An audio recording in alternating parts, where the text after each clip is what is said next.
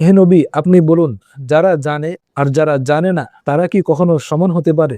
আর সেই আলেমদের সাথে শত্রুতা করার মানে হলো আল্লাহর সাথে শত্রুতা করা, আল্লাহর সাথে যুদ্ধে লিপ্ত হওয়া। আজকের তরুণ সমাজের বড় একটি অংশ রাজনীতির নেশায় এমনভাবে মত্ত যে তারা নেতার নির্দেশে আলেমদেরকে গালি দিতেও দ্বিধাবোধ করছে না। সেই নেতা আপনার নামটুকু পর্যন্ত হয়তো ভালো করে জানে না, তার জন্য আপনি জীবন দিতে প্রস্তুত। যখন নাস্তিকরা ইসলাম নিয়ে কটূক্তি করে, তখন এই তথাকথিত রাজনৈতিক কর্মীদের খুঁজে পাওয়া যায় না, কিন্তু আলেমদেরকে অসম্মান করার সময় তারা সবার আগে মাঠে নামে।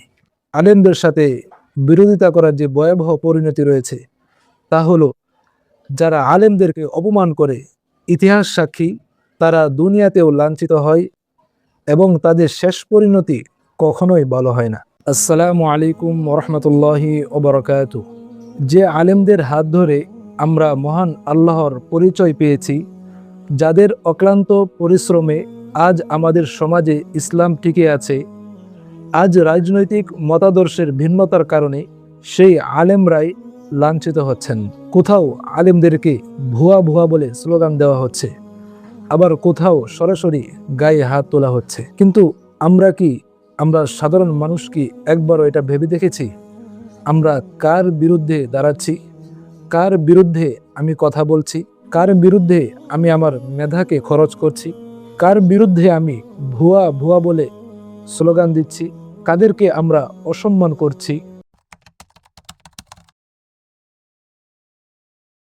ইসলামে আলেমদের মর্যাদা কোনো সাধারণ পদ মর্যাদা নয়, এটি সরাসরি নবুয়াতের উত্তরাধিকার। রাসূল সাল্লাল্লাহু আলাইহি ওয়াসাল্লাম বলেছেন, নিশ্চয়ই আলেমরা হলেন নবীদের উত্তরাধিকারী। সুতরাং একজন আলেমকে অপমান করা, একজন আলেমকে অসম্মান করার মানেই হলো প্রকারান্তরে সেই উত্তরাধিকারকেই অসম্মান করা। কোরআনে বর্ণিত হয়েছে, হে নবী, আপনি বলুন, যারা জানে অর্থাৎ যারা আলেম আর যারা জানে না তারা কি কখনো সমান হতে পারে? কখনো নয়। এরপর আল্লাহ তাআলা কোরআনে এরশাদ করেছেন যে আল্লাহ তাআলাকে আলেমরাই একমাত্র সবচেয়ে বেশি ভয় পান, অর্থাৎ আল্লাহ তাআলাকে সবচেয়ে বেশি ভালোবাসে, মহাব্বত করে, আল্লাহকে সবচেয়ে বেশি ভয় করে একমাত্র আলেমরাই। আর সেই আলেমদের সাথে শত্রুতা করার মানে হলো আল্লাহর সাথে শত্রুতা করা, আল্লাহর সাথে যুদ্ধে লিপ্ত হওয়া। আজকের তরুণ সমাজের বড় একটি অংশ রাজনীতির নেশায় এমনভাবে মত্ত যে তারা নেতার নির্দেশে আলেমদেরকে গালি দিতেও দ্বিধাবোধ করছে না। যে নেতা আপনার আখিরাতের কোনো কাজে আসবে না, এমনকি দুনিয়াতেও হয়তো সেই নেতা আপনার নামটুকু পর্যন্ত হয়তো ভালো করে জানে না, তার জন্য আপনি জীবন দিতে প্রস্তুত। অথচ যে আলেম আপনাকে দুনিয়াতে জান্নাতের পথ দেখান, তার রক্ত ঝরাতে আপনার হাত কাঁপছে না।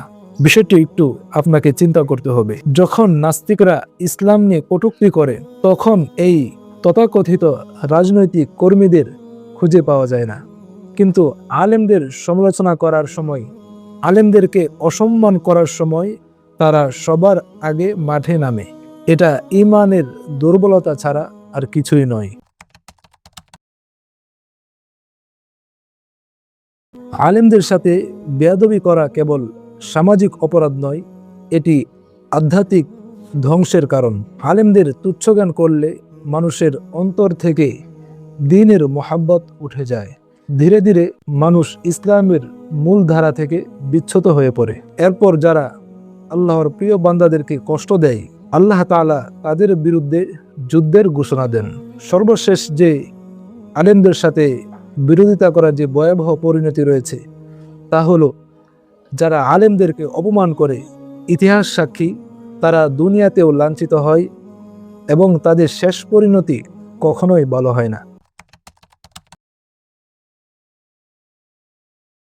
তাই আজ সেই সকল তরুণদেরকে লক্ষ্য করে বলছি, হে তরুণ সমাজ, আবেগ দিয়ে নয় বিবেক দিয়ে চিন্তা করো। ব্যক্তি নয়, এলেমকে সম্মান করতে শিখো।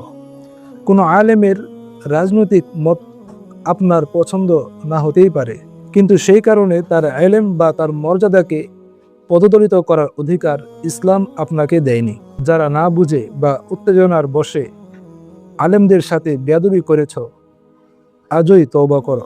মনে রেখো, আলেমবিহীন সমাজ মানে অন্ধকার সমাজ। কিয়ামতের ময়দানে তোমার দলীয় নেতা তোমাকে বাঁচাতে আসবে না, কিন্তু একজন আলেম সুপারিশ করে তোমাকে জান্নাতের নিয়ে যেতে পারে। আসুন রাজনৈতিক বিভেদ ভুলে দ্বীনের খাদেমদেরকে সম্মান করতে শিখি। আলেমদের ভুল থাকলে তা আদবের সাথে তাদেরকে অবগত করে আমরা সংশোধন করার চেষ্টা করি, কিন্তু রাস্তাঘাটে তাদেরকে অপমান করে নিজেদের আখিরাত ধ্বংস না করি। আল্লাহ তাআলা আমাদেরকে আলেমদেরকে কদর করার তৌফিক দান করুন।